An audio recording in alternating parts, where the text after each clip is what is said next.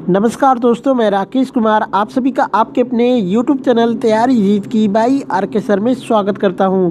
और दोस्तों आज हम बात करेंगे DRDO सेप्टेम 10 एग्ज़ाम एनालिसिस 2023 की। जी हाँ दोस्तों, 14 मार्च 2023 को DRDO के तीनों शिफ्टों का एग्ज़ाम ख़त्म हो चुका है। और दोस्तों तीनों शिफ्टों के 100% रियल क्वेश्चंस लेके हाजिर हैं। तो जिनका भी एग्ज़ाम्स बाकी है एक बार ज़रूर देखें, क्योंकि यही सब क्वेश्चंस काफ़ी रिपीटेड हो रहे हैं। काफ़ी क्वेश्चंस जो है दोस्तों आपको देखने को मिल जाएगा जो कि आपके एग्ज़ाम्स में रिपीट भी होंगे। बाकी दोस्तों कोई भी क्वेश्चंस याद है तो आप हमें 8181819473 पे डायरेक्टली बता भी सकते हैं। PDF फाइल के लिए आप हमारे टेलीग्राम ग्रुप को ज्वाइन कर सकते हैं, वहाँ पे डेली PDF फाइल अपलोड कर दी जाती है। ठीक है, बाकी दोस्तों वीडियो में कमेंट करके ज़रूर बताइएगा कि ये हमारा प्रयास आप लोगों को कैसा लग रहा है। ठीक है, बाकी चैनल पे पहली बार विजिट किए हैं तो यार थोड़ा सा चैनल को सब्सक्राइब करिए, लाइक शेयर करिए अपने दोस्तों के साथ। चलिए क्वेश्चंस देखते हैं। एक क्वेश्चन आया था कि कम दूरी का ज़मीन से हवा में वार करने वाली मिसाइल कौन है। तो आपका राइट आंसर हो जाएगा दोस्तों त्रिशूल मिसाइल। जी दोस्तों, त्रिशूल भारत में स्वदेशी रूप से विकसित एक कम दूरी की सतह से हवा में मार करने वाली मिसाइल है। इसे रक्षा अनुसंधान और विकास संगठन द्वारा विकसित किया गया था। इसे इंटीग्रेटेड जो कि गाइडेड मिसाइल डेवलपमेंट प्रोग्राम के एक भाग के रूप में भी विकसित किया गया था। तो आपका राइट आंसर हो जाएगा दोस्तों त्रिशूल। ऑप्शंस में भी था आपके त्रिशूल, तो त्रिशूल आपके राइट आंसर हो जाएंगे। चलिए नेक्स्ट क्वेश्चन देखते हैं। को सब्सक्राइब जरूर करें। क्रिकेट के तीनों फॉर्मेट में शतक लगाने वाले भारत के पहले कप्तान कौन बने हैं। तो इसका राइट आंसर हो जाएगा दोस्तों रोहित शर्मा। जी हाँ दोस्तों, बात करते हैं तो भारत के कप्तान और सलामी बल्लेबाज रोहित शर्मा ने ऑस्ट्रेलिया के खिलाफ नागपुर में खेले जा रहे पहले टेस्ट में शतक लगाते ही इंटरनेशनल क्रिकेट के तीनों फॉर्मेट में शतक लगाने वाले पहले भारतीय कप्तान बन गए हैं। बात करते हैं दोस्तों तो रोहित शर्मा के नाम कई रिकॉर्ड है, जैसे कि रोहित शर्मा जो कि रोहित शर्मा वनडे क्रिकेट में 3 बार जो कि दोहरा शतक लगाने वाले एकमात्र बल्लेबाज हैं। तो इसको भी आप लोग याद रखिएगा। एक प्रश्न आया था दोस्तों कि महाभारत का युद्ध कितने दिनों तक चला था। तो इसका राइट आंसर हो जाएगा 18 दिनों तक चला था। बात करते हैं दोस्तों तो महाभारत का युद्ध 18 दिनों तक चला था। महाभारत संस्कृत भाषा में लिखा गया भारत का प्राचीन महाकाव्य है। महाभारत को महर्षि व्यास मुनि ने लिखा था। यह दुनिया का सबसे लंबा महाकाव्य भी माना जाता है। भागवत गीता को महाभारत के भीष्म पर्व का आवरण जो कि अवतरण है। ठीक है, इसे 18 पर्वों में विभाजित किया गया है। तो इसको आप लोग याद रख लीजिएगा। एक प्रश्न आया था दोस्तों कि सेबी का मुख्यालय कहाँ पर स्थित है। तो इसका राइट आंसर हो जाएगा मुंबई में स्थित है। बात करते हैं दोस्तों तो सेबी का मुख्यालय जो कि मुंबई में है और सेबी के क्षेत्रीय कार्यालय जो कि अहमदाबाद, कोलकाता, चेन्नई और दिल्ली में स्थित है। तो इसको भी याद रखिएगा। एक यहाँ पे बात करते हैं तो भारतीय प्रतिभूति और विनिमय बोर्ड की, तो यह एक वैधानिक निकाय है। इसकी स्थापना 12 अप्रैल 1992 को भारतीय प्रतिभूति और विनिमय बोर्ड अधिनियम 1992 के प्रावधानों के अनुसार की गई थी। लेकिन दोस्तों बात करते हैं तो सेबी की जो कि पहली बार जो स्थापना हुई थी 1988 में हुई थी। पहली बार जब सेबी का स्थापना हुआ था दोस्तों तो वो 1988 में ही हुआ था। बाद में इसको जो कि विनिमय बोर्ड अधिनियम 1992 के प्रावधानों के अनुसार दी गई थी। इसका मूल्य कार्य जो कि प्रतिभूतियों में निवेशकों के हितों की रक्षा करना और प्रतिभूति बाजार को बढ़ावा देना और उनका विनियमन करना। ठीक है, बात करते हैं तो सेबी की शक्ति और उसके कार्य के, तो सेबी एक अर्ध जो कि विधायी और अर्ध न्यायिक निकाय है जो कि नियमों का मसौदा तैयार कर सकता है, पूछताछ कर सकता है, नियम पारित कर सकता है और जुर्माना भी लगा सकता है। यह 3 श्रेणियों की आवश्यकताओं को पूरा करने के लिए कार्य करता है, जैसे कि इश्यूर्स। ठीक है, इश्यूर्स एक जो कि मार्केट प्लेस प्रदान करके जिसमें एक जारीकर्ता अपना वित्त बढ़ा सकते हैं। वहीं बात करते हैं दूसरा जो कि निवेशक होता है, तो सही और सटीक जानकारी की सुरक्षा और आपूर्ति सुनिश्चित करके बिचौलियों जो कि बिचौलियों के लिए एक प्रतिस्पर्धी पेशेवर बाजार सक्षम करके। तो ये सभी चीज़ें मैंने बता दी। लोकमान्य के नाम से किसे जाना जाता है। तो बाल गंगाधर तिलक को लोकमान्य तिलक के नाम से जाना जाता है। बात करते हैं दोस्तों तो बाल गंगाधर तिलक को लोकप्रिय रूप से लोकमान्य के रूप में जाना जाता है, जिसका अर्थ है लोगों द्वारा स्वीकार किया गया, उनके नेता के रूप में। ठीक है, ब्रिटिश जो कि औपनिवेशिक अधिकारियों ने उन्हें भारतीय अशांति का जनक कहा था। तिलक स्वराज जो कि स्वशासन के पहले और सबसे मजबूत अधिवक्ताओं में से एक थे और भारतीय चेतना में एक मजबूत कट्टरपंथी नेता थे। तो आप इनको भी याद रखिएगा। एक प्रश्न आया था दोस्तों कि पोलो के दोनों पक्ष में खिलाड़ियों की संख्या कितनी है। तो पोलो के एक पक्ष में जो खिलाड़ियों की संख्या होती है वो होती है 4। तो यहाँ पे दोनों पक्ष का पूछा था, तो 8 आपका राइट आंसर होगा। बात करते हैं दोस्तों, तो पोलो 4 खिलाड़ियों की 2 टीमों के बीच घोड़ों पर खेले जाने वाला खेल है, जिसमें प्रत्येक घास के मैदान पर 2 गोल पोस्ट के बीच जो कि लकड़ी की गेंद को चलाने के लिए लंबे लचीले और हैंडल के साथ मैलेट का उपयोग करता है। बात करते हैं दोस्तों, तो यह घुड़सवारी खेलों में सबसे पुराना है। मध्य एशियाई मूल का एक खेल पोलो पहली बार जो कि फारस, ठीक है, फारस यानी ईरान में 6वीं शताब्दी ईसा पूर्व से पहले शताब्दी ईसा पूर्व तक की गई तारीखों में खेला गया था। वहीं बात करते हैं दोस्तों, तो पोलो पहले घुड़सवार सेना इकाइयों, आमतौर पर राजा के रक्षक या फिर अन्य अभिजात वर्ग के सैनिकों के लिए एक प्रशिक्षण खेल था। युद्ध करने वाले आदिवासियों के लिए जिन्होंने इसे 100 से अधिक के रूप में खेला, यह एक लघु लड़ाई थी। वहीं बात करते हैं दोस्तों, तो एक समय में पोलो फारसी राष्ट्रीय खेल बन गया, जिसे जो कि अभिजात्य वर्ग के लोगों द्वारा काफ़ी खेला गया। वहीं बात करते हैं तो महिलाओं साथ ही पुरुषों ने इस खेल को खेला, जैसा कि रानी और उनकी देवियों के संदर्भ में बताया गया है। 6वीं शताब्दी ईस्वी में राजा जो कि खोसरो द्वितीय परवेज और उसके दरबारियों के साथ उसने इस खेल को खेला था। तो दोस्तों तो इंटरनेट चलाने का मौलिक अधिकार किस अनुच्छेद में ये पूछा गया था। तो अनुच्छेद 19(1) या फिर अनुच्छेद 19(a) करके आपके ऑप्शंस में रहा होगा, जो कि बिल्कुल राइट आंसर हो जाएगा। जी हाँ दोस्तों, अनुच्छेद 19 के तहत इंटरनेट तक पहुंचना मौलिक अधिकार इसको बनाया गया था 2020 में। बात करते हैं दोस्तों मौलिक अधिकार की, तो भारतीय संविधान के भाग 3 में जो कि 12 से 35 अनुच्छेदों में मौलिक अधिकारों का वर्णन किया गया है। संपत्ति का अधिकार जो कि अनुच्छेद 31 में था, जो कि मौलिक अधिनियम 1978 की सूची से इसको हटा दिया गया है। ठीक है, बात करते हैं 44वें संविधान संशोधन अधिनियम 1978 द्वारा इसे संविधान के भाग जो कि 12 में अधिनियम 301 के तहत एक सामान्य जो कि संवैधानिक अधिकार बनाया गया था। अनुच्छेद 19 यह सभी नागरिकों को 6 अधिकारों की गारंटी देता है, जिसमें अभिव्यक्ति की स्वतंत्रता, अभिव्यक्ति का अधिकार, दूसरा शांतिपूर्वक और हथियार के बिना इकट्ठा होने का अधिकार। वहीं बात करते हैं दोस्तों, इसमें संघों या फिर यूनियनों का, सरकारी समितियों के गठन का अधिकार, पूरे भारत प्रदेश में स्वतंत्र रूप से स्थानांतरित करने का अधिकार, भारत प्रदेश के किसी भी हिस्से में निवास करने और बसने का अधिकार। वही बात करते हैं किसी पेशे का अभ्यास करने या फिर किसी व्यवसाय, व्यापार या फिर व्यवसाय को जो कि करने का अधिकार इसमें बोला गया है। संविधान के अनुच्छेद 19(1) के तहत इंटरनेट के अधिकार को मौलिक अधिकार बनाया गया था। इसको जो कि वर्ष 2000 में एक मौलिक अधिकार बनाया गया, तो इसको भी याद रख लीजिएगा दोस्तों, हो सकता है पूछ ले। ठीक है, अनुच्छेद 20 में जो कि अपराधों के लिए दोष सिद्धि के संबंध में संरक्षण, अनुच्छेद 21 जो कि कानून द्वारा स्थापित प्रक्रिया के अनुसार कोई भी व्यक्ति अपने जीवन का व्यक्तिगत स्वतंत्रता से वंचित नहीं रहेगा। वही बात करते हैं अनुच्छेद 22 की, तो गिरफ्तार किया गया कोई भी व्यक्ति इस तरह की गिरफ्तारी के लिए जमीन की जानकारी के बिना हिरासत में नहीं लिया जाएगा। ठीक है, मौलिक अधिकारों को संविधान की आधारशिला कहा जाता है। मौलिक अधिकारों प्लस जो कि DPSP को संविधान की अंतर आत्मा कहा गया है। ठीक है, एक प्रश्न आया था कि राष्ट्रीय खेल दिवस कब मनाया जाता है। 29 अगस्त को मनाया जाता है दोस्तों। क्यों मनाया जाता है, तो बात करते हैं भारत में हर वर्ष 29 अगस्त को राष्ट्रीय खेल दिवस मनाया जाता है। यह दिन भारतीय हॉकी के दिग्गज मेजर ध्यानचंद की जयंती के उपलक्ष्य में मनाया जाता है। तो इसको याद रख लीजिए, उन्होंने 1928, 1932, 1936 के ग्रीष्मकालीन ओलंपिक में जीत के साथ भारत को ओलंपिक में स्वर्ण पदक की अपनी पहली हैट्रिक पूरी करने में मदद करने में बहुत ही महत्वपूर्ण भूमिका निभाई थी।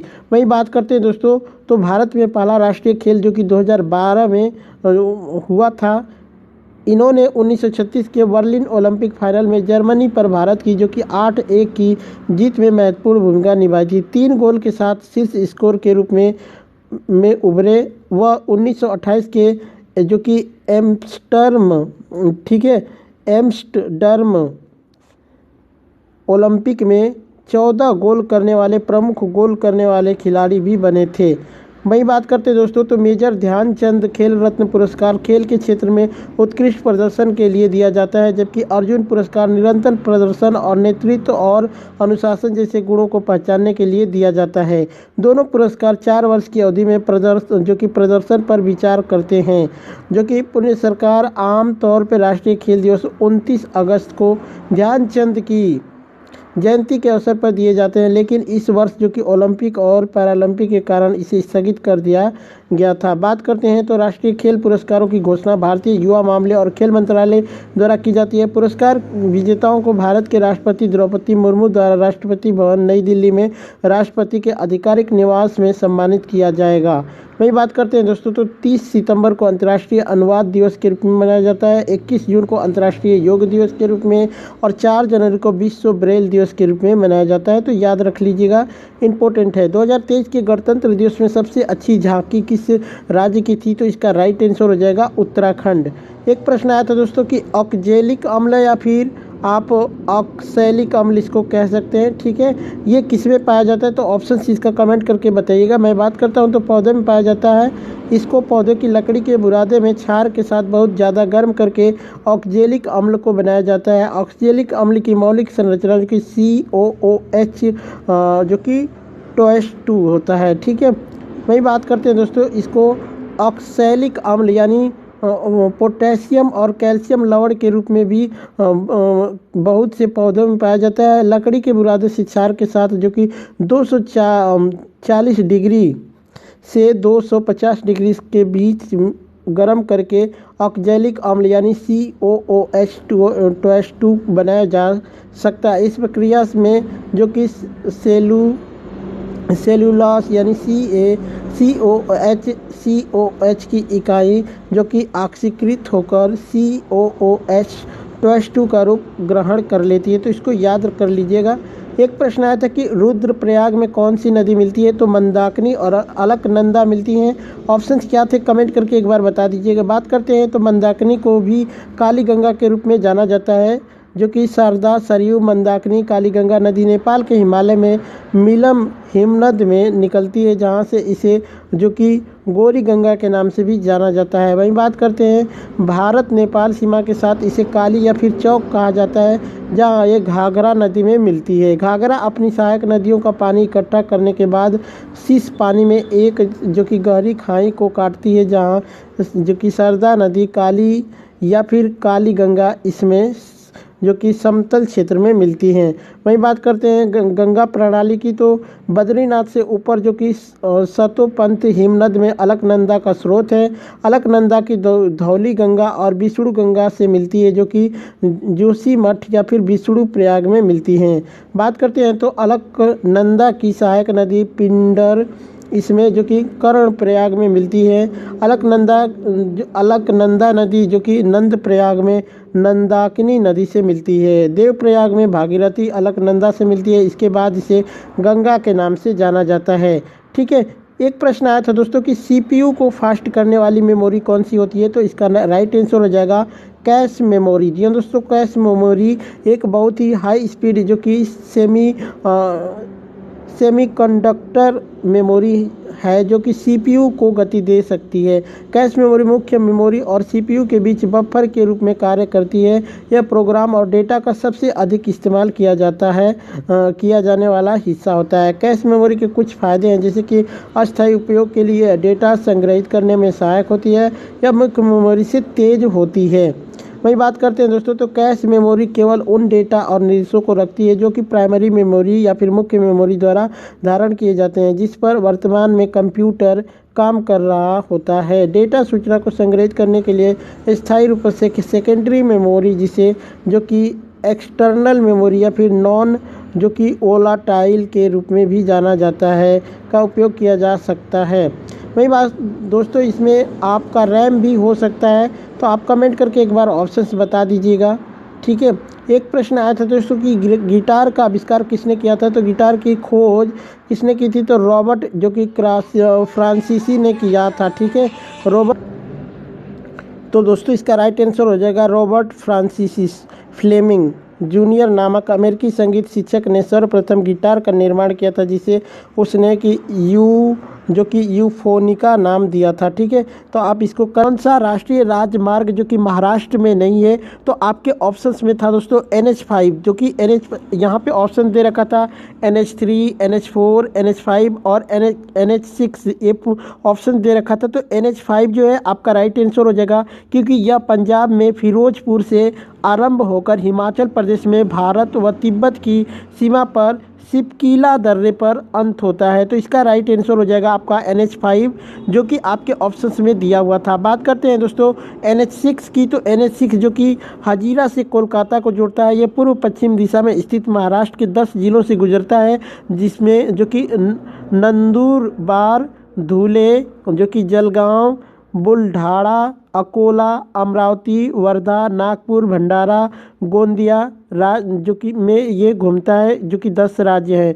राज्य में इसकी लंबाई जो कि 797 किलोमीटर है, जो महाराष्ट्र में सबसे लंबा राष्ट्रीय राजमार्ग है। तो NH6 आपका सबसे लंबा राजमार्ग है। वहीं बात करते हैं दोस्तों महाराष्ट्र में अन्य राष्ट्रीय राजमार्ग, जिसमें NH4 जो कि मुंबई को चेन्नई से जोड़ता है। राज्य में इसकी लंबाई 380.6 किमी है। यहाँ से गुजरे जो कि मुंबई जो कि उपनगरीय, ठाणे, रायगढ़, पुणे, सतारा और सांगली, कोल्हापुर से ये गुजरता है। वही बात करते हैं NH8 की, जो कि मुंबई को अहमदाबाद से मुंबई, अहमदाबाद और दिल्ली को जोड़ता है, 3 शहरों को। राज्य में इसकी लंबाई 120 किलोमीटर है। वही बात करते हैं यहाँ से ये कहाँ से गुजरता है, तो मुंबई उपनगरीय, ठाणे, पालघर से गुजरता है। वही बात करते हैं NH9 की, तो ये पुणे को और हैदराबाद, मसूलीपट्टनम को जोड़ता है। राज्य में इसकी लंबाई 349.2 किमी है। यहाँ से गुजरे जो कि पुणे और सोलापुर से गुजरता है। ठीक है, तो इनको आप लोग याद रख लीजिएगा दोस्तों। एक प्रश्न आया था कि जैव विविधता दिवस कब मनाया जाता है, तो ये 22 मार्च को मनाया जाता है। बात करते हैं तो 1993 को लागू हुआ था। इसे अंतर्राष्ट्रीय जैव विविधता दिवस के रूप में नामित किया गया था। सन 2001 से यह जो कि 22 मई को मनाया जाता है। 1992 में केन्या के जो कि नैरोबी में एक सम्मेलन में संयुक्त राष्ट्र में जैविक विविधता पर कन्वेंशन के पाठ को अपनाया गया था। एक प्रश्न आया था दोस्तों कि इनमें से कौन सा आउटपुट डिवाइस है या फिर इनपुट डिवाइस है, इसका ऑप्शंस कमेंट करके आप लोग बता दीजिएगा। एक प्रश्न आया था कि अरुंधति स्वर्ण योजना किस राज्य में शुरू की गई थी, तो इसका राइट आंसर हो जाएगा दोस्तों असम। बात करते हैं दोस्तों, तो असम सरकार द्वारा अरुंधति स्वर्ण योजना के तहत लड़कियों को उनकी शादी के बाद 10 ग्राम यानी 1 तोला सोना दिया जाएगा। इस योजना को राज्य में 1 जनवरी 2020 से लागू किया जाएगा। योजना की घोषणा असम के वित्त मंत्री हेमंत बिश्व शर्मा ने जो कि 2019-20 के बजट में की थी। एक प्रश्न आया था दोस्तों यहाँ पे मेंटेनेंस का स्पेलिंग एरर आया था, तो ये मेंटेनेंस आपका राइट आंसर हो जाएगा। एक आया था वन वर्ड जो कि सब्स्टिट्यूशंस का, तो इसमें पूछा था लोअर ऑफ गुड फूड यानी जो कि खाने के प्रेमी या फिर खाना पसंद करने वाले को क्या कहते हैं, तो एपिक्योर, फिर उसके बाद गौर मीट, ठीक है, गौर मीट और उसके बाद गौरमैंडेड ये कहा जाता है। ये आपका 3 हो जाएगा दोस्तों। इनमें से कोई एक आपके ऑप्शंस में रहा होगा, बाकी कमेंट करके आप बता सकते हैं। एक प्रश्न आया था कि भारतीय फिल्म और टेलीविज़न संस्थान FTII कहाँ पर स्थित है, तो ये पुणे के महाराष्ट्र में स्थित है। एक प्रश्न आया था कि एबेट का सिनोनिम्स क्या होगा, तो एबेट का सिनोनिम्स हो जाएगा दोस्तों सबसाइड, उसके बाद वैन इब, ये सभी क्या होगा, इसका सिनोनिम्स हो जाएगा। बाकी आप कमेंट करके बता देना। सितार वादक के जनक कौन थे, अमीर खुसरो थे सितार वादक के जनक। ठीक है, वही बात करते हैं अमीर खुसरो, सितार का जनक अमीर खुसरो को माना जाता है। सितार या फिर सतारा का आविष्कार 13वीं शताब्दी में अमीर खुसरो ने किया था। हिंदुस्तानी संगीत में बीड़ा की तरह सितार को भी प्रमुख स्थान दिया गया है। ठीक है।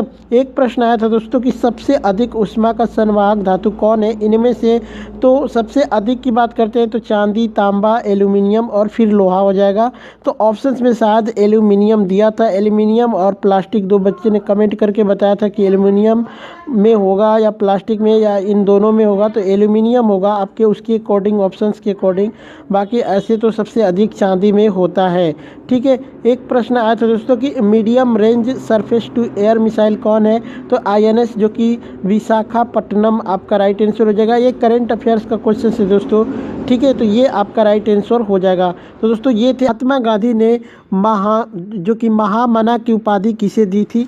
ठीक है, उसमें महात्मा गांधी नहीं था, महामना की उपाधि जो कि किसे दी गई थी, ऐसे क्वेश्चंस था। तो मदन मोहन मालवीय को जो कि महामना की उपाधि जो कि महात्मा गांधी ने दी थी। बात करते हैं तो मदन मोहन मालवीय जो कि 1909 और 1918 में भारतीय राष्ट्रीय कांग्रेस के अध्यक्ष बने थे। उन्होंने 1916 के लखनऊ समझौते के तहत मुसलमानों के लिए अलग जो कि निर्वाचक मंडलों का विरोध किया। उनके जीवन में एक ऐसा दिन भी आया जब जो कि महात्मा गांधी ने उन्हें महामना की उपाधि दी थी। तो आपका राइट आंसर हो जाएगा मदन मोहन मालवीय। ठीक है। एक प्रश्न आया था दोस्तों कि भारत के 50वें मुख्य न्यायाधीश कौन है। तो जस्टिस जो कि DY चंद्रचूड़ जो कि भारत के 50वें चीफ जस्टिस बन गए हैं। राष्ट्रपति द्रौपदी मुर्मू ने जस्टिस DY चंद्रचूड़ को भारत के मुख्य न्यायाधीश यानी CJI के पद की शपथ दिलाई। जस्टिस DY चंद्रचूड़ ने पूर्व चीफ जस्टिस ऑफ इंडिया यानी UU ललित को के जगह पे इन्होंने अपना स्थान लिया है। ठीक है। नेक्स्ट क्वेश्चन देखते हैं। एक प्रश्न आया था दोस्तों कि किस एयरपोर्ट का नाम बदलकर शहीद भगत सिंह एयरपोर्ट नाम रखा गया है। तो इसका राइट आंसर हो जाएगा चंडीगढ़ इंटरनेशनल एयरपोर्ट। यह दोस्तों चंडीगढ़ इंटरनेशनल एयरपोर्ट का नाम आज से बदल गया है। अब एयरपोर्ट का नाम शहीद भगत सिंह अंतर्राष्ट्रीय हवाई अड्डा चंडीगढ़ हो गया है। केंद्रीय वित्त मंत्री निर्मला सीतारमण जो कि इसका नाम का आधिकारिक तौर पे उद्घाटन किया। तो आप इसको भी याद रखिएगा। एक प्रश्न आया था दोस्तों कि यहाँ पे एक प्रश्न और आया था कि भारत और पाकिस्तान को कौन सी रेखा अलग करती है। तो रेड क्लिप रेखा आपका राइट आंसर हो जाएगा दोस्तों। रेड क्लिप रेखा जो कि भारत और पाकिस्तान को अलग करती है। बात करते हैं दोस्तों तो भारत के विभाजन के दौरान रेड क्लिप रेखा भारत और पाकिस्तान के बीच अंतर्राष्ट्रीय सीमा बन गई, जिसमें जो कि वर्तमान बांग्लादेश भी सम्मिलित है। सर जो कि सिरिल रेडक्लिफ ने रेड क्लिप रेखा को खींचा किया जो भारत और पाकिस्तान को विभाजित करती है। वही बात करते हैं दोस्तों तो रेड क्लिप रेखा को भारत के विभाजन के बाद 17 अगस्त 1947 को भारत और पाकिस्तान के बीच सीमा घोषित किया गया था। रेखा का नाम जो कि सर सिरिल रेडक्लिफ के नाम पर रखा गया था, जिन्हें 88 मिलियन लोगों के साथ जो कि यहाँ पे 4,50,000 किमी की वर्ग क्षेत्र में विभाजित करने के लिए कमीशन किया गया था। वही बात करते हैं दोस्तों तो सर रेडक्लिफ 8 जुलाई 1947 को भारत आए और उन्हें सीमा पर काम करने के लिए 5 सप्ताह का समय दिया गया था। माउंटबेटन के साथ मिलने पर रेडक्लिफ ने अपने सीमा आयोग के सदस्यों से मिलने के लिए लाहौर और कोलकाता की यात्रा की, जो मुख्य रूप से जवाहरलाल नेहरू कांग्रेस का प्रतिनिधित्व कर रहे और मोहम्मद अली जिन्ना मुस्लिम लीग का प्रतिनिधित्व कर रहे थे। दोनों दल चाहते थे कि 15 अगस्त 1947 को अंग्रेज़ों के भारत छोड़ने के समय सीमा को अंतिम रूप दिया जाए। वही बात करते हैं दोस्तों जैसा कि नेहरू और जिन्ना दोनों ने अनुरोध किया था कि रेडक्लिफ ने स्वतंत्रता से कुछ दिन पहले सीमा रेखा पूरी की थी, लेकिन कुछ राजनीतिक कारणों के कारण रेडक्लिफ रेखा जो कि 17 अगस्त 1947 को औपचारिक रूप से सामने आई थी। ठीक है। बात करते हैं दोस्तों यहाँ पे डुरंड लाइन की, तो इसके जो कि इसके पाकिस्तान और अफगानिस्तान की सीमाएं हैं। डुरंड रेखा जो कि 12 नवंबर 1896 को अस्तित्व में आई, जब अंग्रेज़ों और अफ़गानिस्तान के क्षेत्रों को अलग करने के लिए इस्तेमाल किए जाने वाली सीमा का पता चला। ठीक है, वही बात करते हैं दोस्तों मैकमोहन लाइन की, जो कि मैकमोहन रेखा पूर्व हिमालय क्षेत्र और भारतीय क्षेत्र के चीन के कब्जे वाले क्षेत्र के बीच की सीमा को चिन्हित करती है। यह क्षेत्र उच्च ऊंचाई का एक पहाड़ी स्थान है। यह रेखा ब्रिटिश भारत में ब्रिटिश विदेश सचिव सर हेनरी मैकमोहन द्वारा निर्धारित की गई थी और उनके नाम के बाद इसे मैकमोहन रेखा का नाम दिया जाता है। वही बात करते हैं दोस्तों, यहाँ पे एक प्रश्न आई थी, यहाँ पे एक और बन सकता है कि जैसे इस लाइन की कुल लंबाई जो कि 890 किलोमीटर है, जो कि मैजीनॉट लाइन एक होती है दोस्तों। मैजीनॉट लाइन जो कि फ्रांस में एक रक्षात्मक रेखा है, इसका निर्माण 1930 में हुआ था। पहले विश्व युद्ध के दौरान जर्मन हमले के विरुद्ध रक्षा के लिए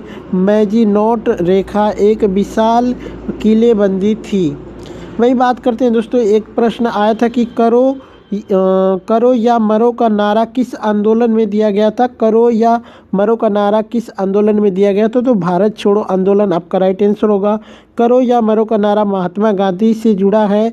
यह नारा गांधी जी द्वारा शुरू किए गए भारत छोड़ो आंदोलन के दौरान अस्तित्व में आया था। नारा आधिकारिक तौर पर 9 अगस्त 1942 को महात्मा गांधी के नेतृत्व में भारतीय राष्ट्रीय कांग्रेस यानी INC द्वारा शुरू किया गया था। एक प्रश्न आया था दोस्तों कि यहाँ पे एक प्रश्न आया था कि लोहे की वस्तुएं क्यों नष्ट हो जाती हैं, तो पानी और ऑक्सीजन के कारण नष्ट हो जाती हैं। बात करते हैं, जब लोहा जो कि वायुमंडल या फिर ऑक्सीजन और नमी यानी कि पानी के संपर्क में आता है तो लोहा इनके साथ क्रिया करके कुछ जो कि अवांछित यौगिक बना लेता है और लोहे का क्षय होने लगता है और इसी कारण इसका रंग भी बदल जाता है। इसे लोहे पर जंग लगना भी कहते हैं। ठीक है, तो बाकी ऑप्शंस में आपके पानी और ऑक्सीजन दोनों थे, तो दोनों आपका राइट आंसर हो जाएगा। एक प्रश्न आया था दोस्तों कि लुप्त सूची में भारतीय विशिष्ट जानवर कौन है। दोस्तों ये कमेंट करके बताइएगा, एग्जैक्ट पूरा क्वेश्चन सही से मिल नहीं पाया है। चलिए मैं कुछ जानवरों को नाम रख देता हूँ, बता देता हूँ जो कि लुप्त प्राय सूची में जोड़े गए हैं, जैसे कि भारतीय हाथी, बंगाल टाइगर, भारतीय शेर, भारतीय गैंडा, गौर शेर जैसी पूंछ वाला, अफ्रीकी लंगूर, तिब्बती हिरन, गंगा नदी डॉल्फिन, नीलगिरी तहर, हिम तेंदुए, ढोल, काली बत्तख, महान भारतीय बस्टर। ठीक है, महान भारतीय बस्टर शायद यही ऑप्शंस में था, तो अगर ये रहा होगा दोस्तों तो विशिष्ट जानवर ये महान भारतीय बस्टर, अगर ये ऑप्शंस में रहा होगा तो ये आपका राइट आंसर होगा। जंगली उल्लू, सफ़ेद पंख वाली बत्तख और कई अन्य भारत में सबसे लुप्त प्राय प्रजातियां हैं, तो इनमें से कोई एक आपके ऑप्शंस में था, उसको कमेंट करके बता दीजिएगा। एक प्रश्न आया था दोस्तों कि कमीशन का करेक्ट स्पेलिंग चुनना था, तो कमीशन जो कि ऐसे लिखना है दोस्तों, ये कमीशन का आपका करेक्ट स्पेलिंग हो जाएगा। एक प्रश्न आया था कि दही में कौन सा अम्ल पाया जाता है, तो लैक्टिक अम्ल आपका राइट आंसर होगा। बात करते हैं तो दही एक दुग्ध उत्पादक है जिसका निर्माण दूध के जीवाणुज जो कि किण्वन द्वारा होता है, जो कि लैक्टोज का किण्वन लैक्टिक अम्ल बनाता है जो दूध प्रोटीन से प्रतिक्रिया कर इसे दही में परिवर्तित कर देता है। साथ ही इसे इसकी विशेष बनावट और विशेष खट्टा स्वाद भी प्रदान करता है। एक प्रश्न और आया था दोस्तों कि निम्नलिखित शब्दों के बीच में अंतर क्या है, तो वो कौन कौन से शब्द थे, एक बार कमेंट करके ज़रूर बता देना। एक प्रश्न आया था दोस्तों कि गर्म, ये देखिए दोस्तों मैंने इसको बनाया है, पूरा प्रश्न नहीं मिल पाया था, एग्जैक्ट क्या था आप लोग कमेंट करके बता दीजिएगा, लेकिन इसका उत्तर एकदम एग्जैक्ट होगा। जी हाँ दोस्तों, इसका उत्तर एग्जैक्ट होगा कि गर्म जल का टैंक बनाने के लिए किस मेटल का प्रयोग किया जाता है, तो इसका राइट आंसर हो जाएगा तांबा, और आपके ऑप्शंस में कॉपर दिया भी था, तो कॉपर आपका राइट आंसर हो जाएगा। बात करते हैं तो तांबा जल के साथ किसी भी स्थिति में अभिक्रिया नहीं करता है, लेकिन लोहा भाप के साथ अभिक्रिया कर ऑक्सीजन एवं हाइड्रोजन जो कि गैस बनाती है, इसलिए गर्म जल का टैंक बनाने में तांबे का उपयोग होता है, लेकिन लोहा जो कि इस्पात का उपयोग नहीं किया जाता, तो आपका राइट आंसर तांबा होगा। अदरवाइज इसका पूरा लैंग्वेज क्या था कमेंट करके बताइएगा। एक प्रश्न आया था दोस्तों कि टेरिबल यानी कि भयानक का एंटोनिम्स जो कि विलोम शब्द पूछा था, टेरिबल मतलब भयानक का विलोम यानी टेरिबल, जिसका एंटोनिम्स पूछा था क्या होगा। तो ये आपका 3 मैंने एंटोनिम्स दे दिया है। आप इनमें से कमेंट करके बताइएगा कि कौन सा आपके ऑप्शंस में दिया था। एक प्रश्न आया था दोस्तों कि इनमें से किस अनुच्छेद को भारतीय संविधान से हटाया गया है या फिर डिलीट कर दिया गया है, ऐसा प्रश्न आया था। तो दोस्तों बच्चे ने बताया है कि अनुच्छेद 26, अनुच्छेद 56 और अनुच्छेद 48 ऑप्शंस में था, एक ऑप्शन उसको याद नहीं था। तो दोस्तों आप बताइए कि क्या अनुच्छेद 31 था। अगर अनुच्छेद 31 था तो इसको डिलीट किया गया है दोस्तों, क्योंकि ये संपत्ति का अधिकार था। और अनुच्छेद 19(1)(f) को भी डिलीट किया गया है। तो अगर इन्हीं में से कोई एक रहा होगा तो फिर इन्हीं में से कोई एक आपका राइट आंसर होगा, अदरवाइज आप कमेंट करके भी बता सकते हैं। ठीक है, तो दोस्तों यही सब क्वेश्चंस मुझे मिले थे। आशा करता हूं दोस्तों कि आपको ये वीडियो अच्छी लगी होगी। मैंने पूरी कोशिश की है लगभग सभी क्वेश्चंस बताने की। वीडियो कैसी लगी एक बार कमेंट करके ज़रूर बताइएगा। चलिए चलते मिलते हैं नेक्स्ट वीडियो में, तब तक के लिए जय हिंद, जय भारत।